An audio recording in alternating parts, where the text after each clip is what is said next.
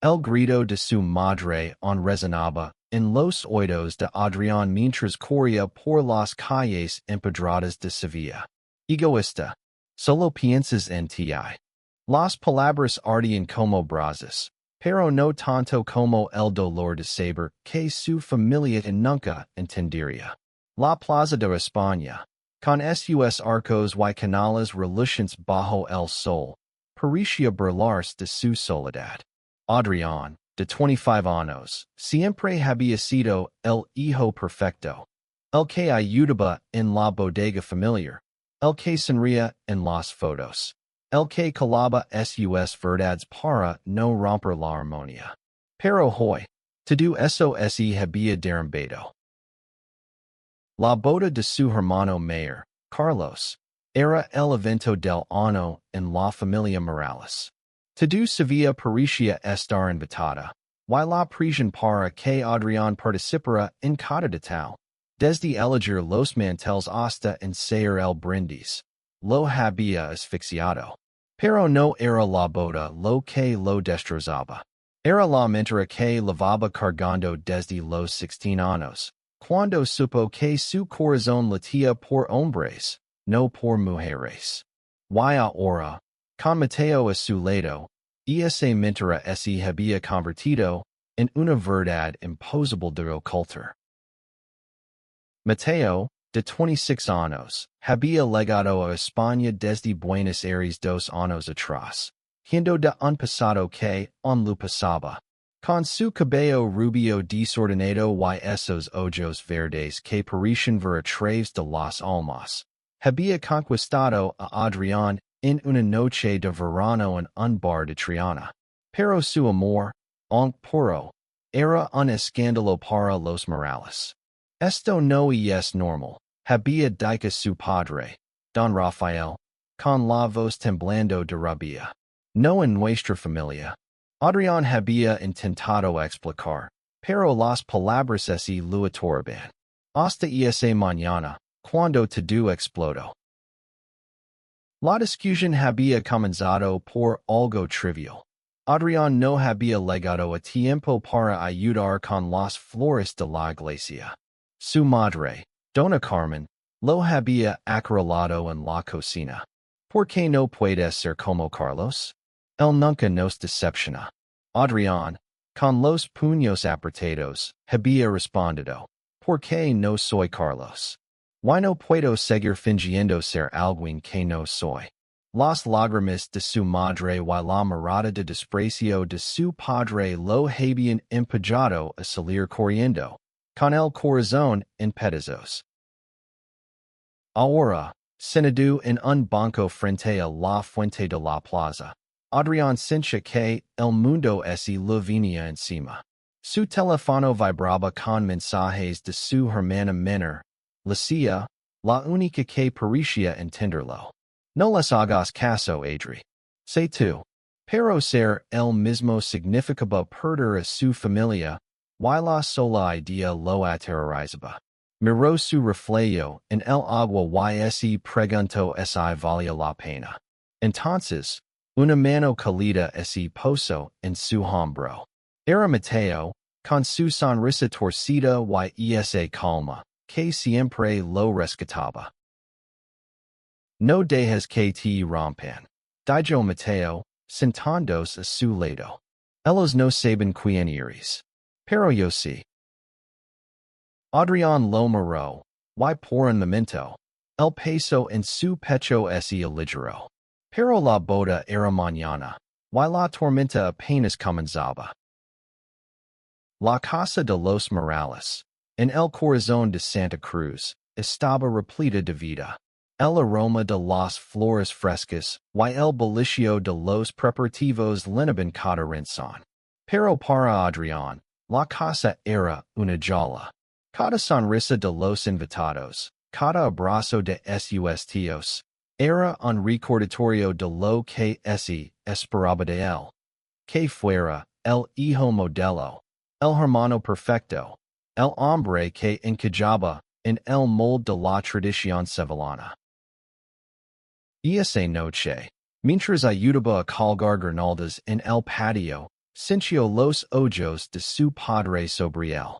Don Rafael, un hombre de 60 años con el rostro quitado por años de trabajo en la bodega, no había hablado con Adrián desde la discusión.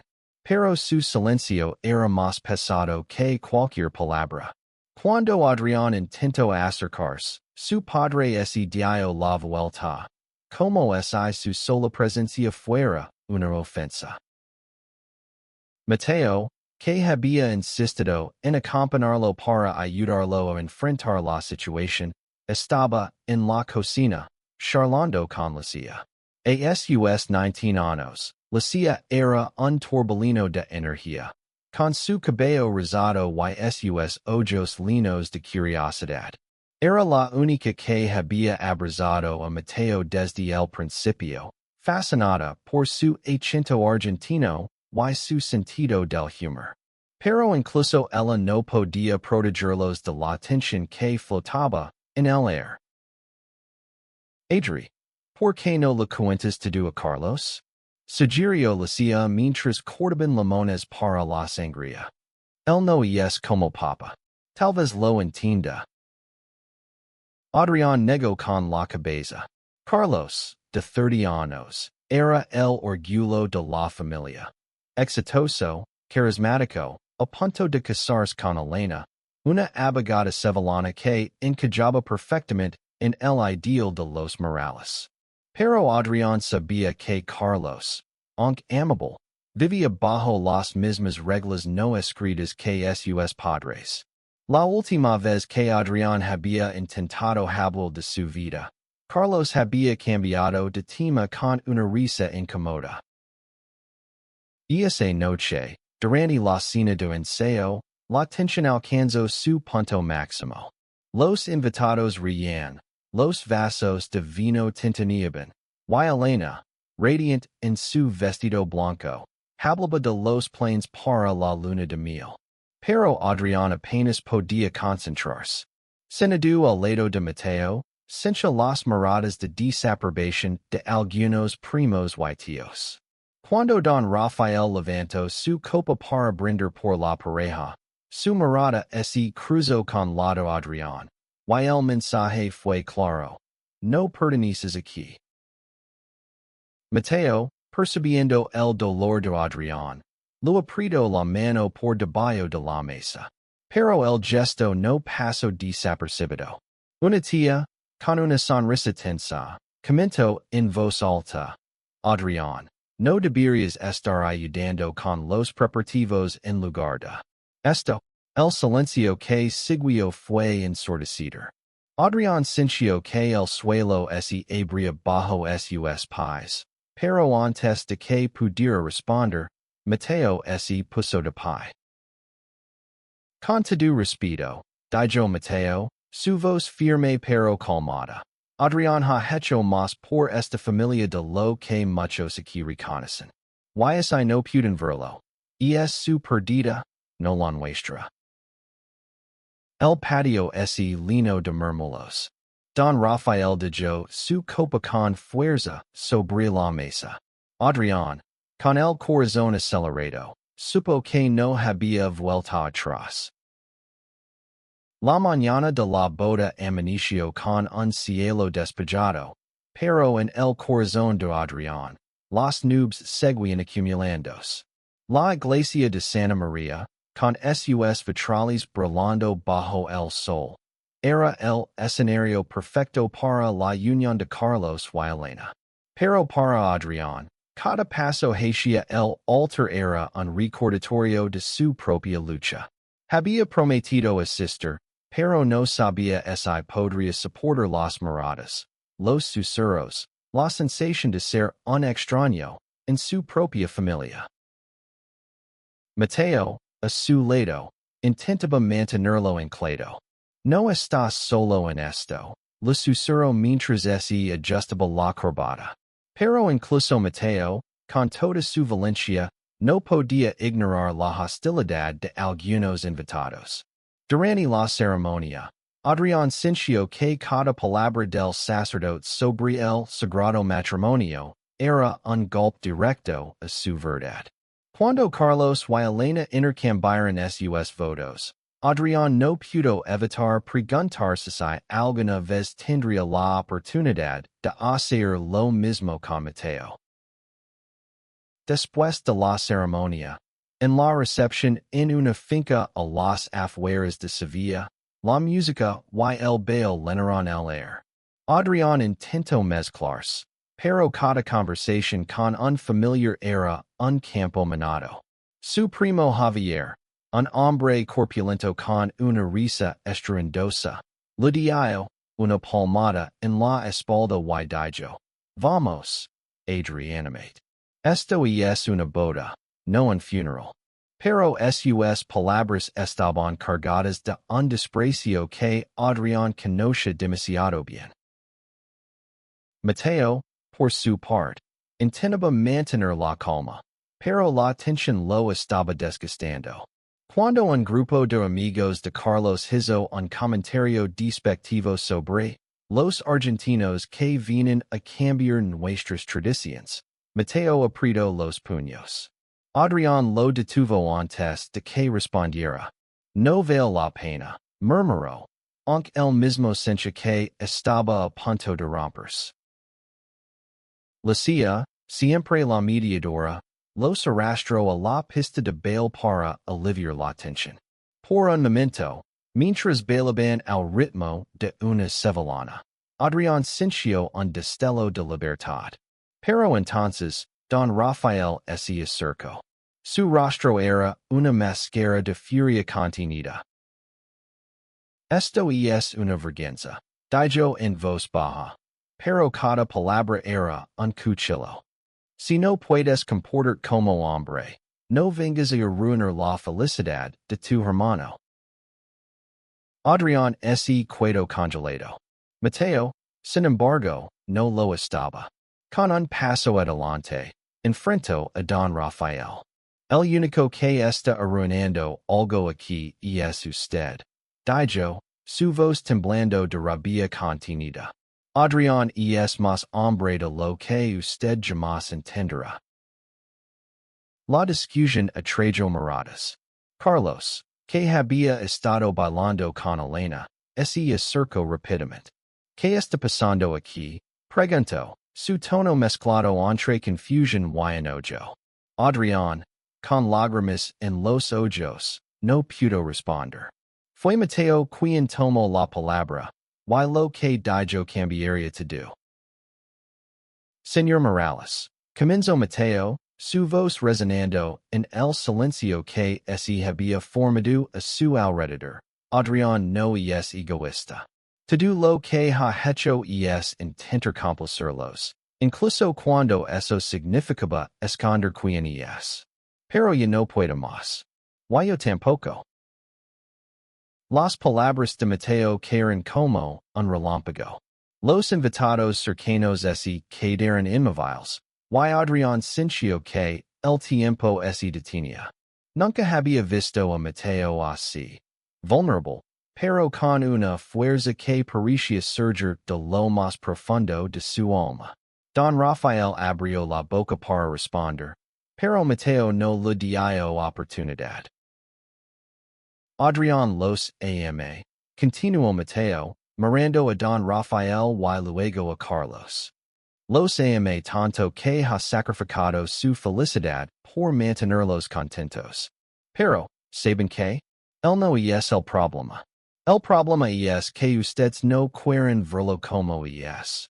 Un hombre increíble, valiente, que merece ser amado por quien es, no por quien ustedes quieren que sea. Carlos, con el rostro pálido, miró a Adrián. Por primera vez, Adrián vio algo en los ojos de su hermano que no era indiferencia, era dolor. Elena, a su lado, apretó la mano de Carlos, como si lo instara a escuchar. Lucía, con lágrimas en los ojos, se acercó a Adrián y lo abrazó con fuerza. Mateo tiene razón, dijo Lucía, su voz temblorosa pero firme. Adri no ha hecho nada malo.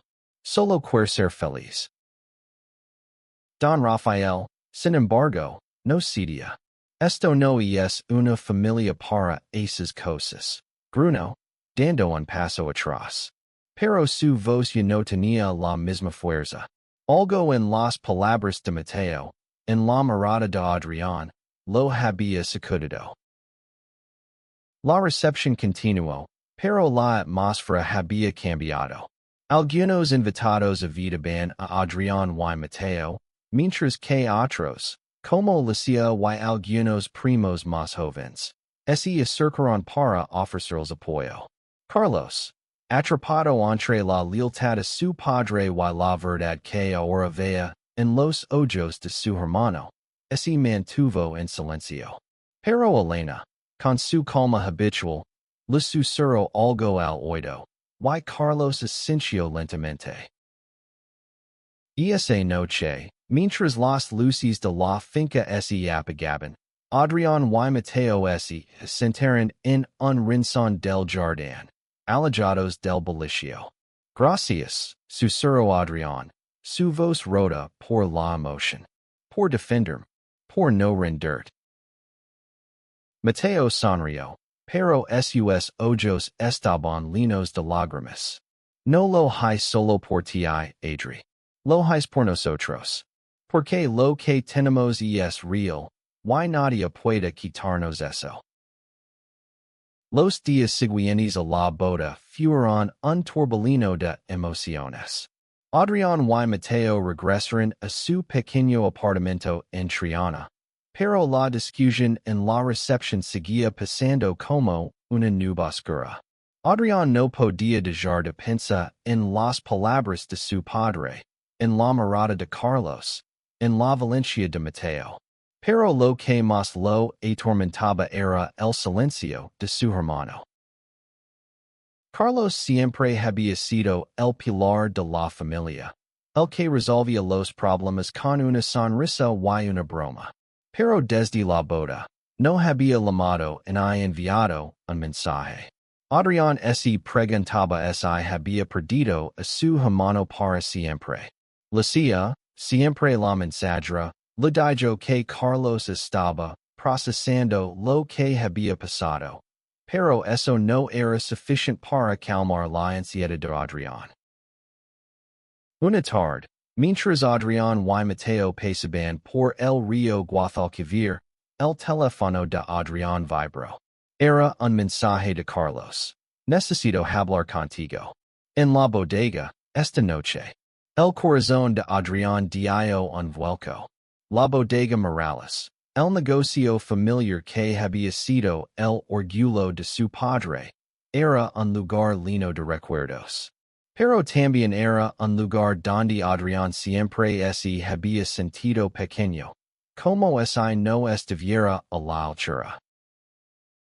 Mateo insistió en acompañarlo, pero Adrián decidió ir solo. Necesito enfrentar esto yo mismo, dijo, aunque el miedo lo apretaba el pecho. Cuando llegó a la bodega, el aroma a roble y vino lo envolvió. Carlos estaba allí, sentado en una mesa de madera, con una botella de tinto abierta frente a él. No sé cómo empezar, dijo Carlos, sin mirarlo a los ojos. Lo que dijo tú, amigo, en la boda. Mi hizo pensa. Adrián se sentó, con el corazón latiendo con fuerza. ¿Pensa en qué? Preguntó, temiendo la respuesta. Carlos suspiró. En que tal vez no te he conocido de verdad. Siempre pensé que eres el mismo Adrián de siempre. El que jugaba fútbol conmigo. El que me ayudaba con la bodega. Pero, hay una parte de ti que no entiendo. Why no sé si quiero entenderla. Las palabras dolieron, pero Adrián se obligó a hablar. No te pido que lo entiendas, Carlos. Solo te pido que me aceptes. Que no me veas como una decepción. Por primera vez, Carlos lo miró a los ojos. No eres una decepción, dijo, su voz quebrantos. Pero papa, él no viene a cambiar. Why no seas I puedo poner de ti por encima de él. Adrián sintió que el aire se lo escapaba. Pero antes de que pudiera responder, Carlos agregó, dame tiempo, Adri. No te he permitido nada, pero lo intentar. El otoño llegó a Sevilla, y con él, una calma frágil. Adrián y Mateo comenzaron a construir una vida juntos, paso a paso. Alquilaron un pequeño local en Triana para abrir una cafetería. Un sueño que habían compartido desde sus primeras citas. Llamaron al lugar el refugio, un nombre que reflejaba lo que significaba para ellos. Un espacio donde podían ser ellos mismos, sin juicios. La se convirtió en su mayor aliada, ayudando con la decoración y promocionando la cafetería entre sus amigos. Incluso Elena, la esposa de Carlos, visitó el lugar y dejó una reseña elogiosa en las redes sociales. Pero don Rafael y dona Carmen seguían distantes. Como si Adrián hubiera cruzado una línea invisible. Una noche, mientras celebraban la cafetería, Adrián recibió una llamada inesperada. Era Carlos. Papa está enfermo. Dijo sin preámbulos. Un problema en el corazón. Cuervert. El Hospital Virgen del Rocío era un lugar frío y escéptico, muy diferente del calor de las calles sevillanas. Cuando Adrián entró en la habitación, vio a su padre, pálido y frágil, conectado a monitors. Dona Carmen estaba a su lado, con los ojos rojos de tanto llorar. Por un momento, Adrián pensó en darse la vuelta y salir corriendo, pero algo lo detuvo. Adrián, dijo don Rafael, su voz débil pero clara. No sé si puedo entenderte, pero no quiero perderte. Las palabras eran pocas, pero para Adrián, eran un mundo. Por primera vez, sintió que había una posibilidad, por pequeña que fuera, de sanar la grita que los separaba. Dona Carmen, con lágrimas en los ojos, tomó su mano. Eres mi hijo susurró. Siempre lo serás. Mateo, que esperaba en el pasillo, abrazó a Adrián cuando salió de la habitación. Lo hiciste, dijo, con una sonrisa orgullosa. Diste el primer paso. Meses después, el refugio se había convertido en un punto de encuentro para la comunidad de Sevilla. Jóvenes, artistas, familias y parejas de todo tipo llenaban las mesas, atraídos por el ambiente cálido y la historia de Adrián y Mateo. La cafetería no solo era un negocio, era un símbolo de resistencia, de amor, de esperanza. Carlos comenzó a visitar con más frecuencia, a veces con Elena, a veces solo. Una tarde, mientras compartían un café, le dijo a Adrián. Nunca te lo dije, pero estoy orgulloso de ti. No sé si alguna vez entendré todo, pero eres mi hermano. Y eso no cambia. Don Rafael, tras su recuperación, dio pequeños pasos hacia la reconciliación. No era perfecto, y las conversaciones eran incómodas, pero su presencia en la cafetería una tarde de domingo, compartiendo una copa de vino con Mateo, fue un gesto que Adrián nunca olvidaría. El día de su primer aniversario como pareja, Adrián y Mateo organizaron una pequeña fiesta en el refugio. Lucia cantó una sevillana. Carlos dio un brindis pero sincero, y hasta dona Carmen trajo una bandeja de sus famosos pestinos. Cuando la música se detuvo, Mateo tomó la mano de Adrián y, frente a todos, se arrodilló. Adrián Morales, dijo, con los ojos brillando, no sé qué nos depara el futuro, pero quiero enfrentarlo contigo. Te casarías conmigo? El silencio fue roto por los aplausos y las lágrimas de los presentes. Adrián, con el corazón lino, solo pudo asentir antes de abrazar a Mateo. En ese momento, supo que, a pesar del dolor, las luchas y los juicios, había encontrado su hogar. No en Sevilla, no en su familia, sino en el amor que había construido con Mateo.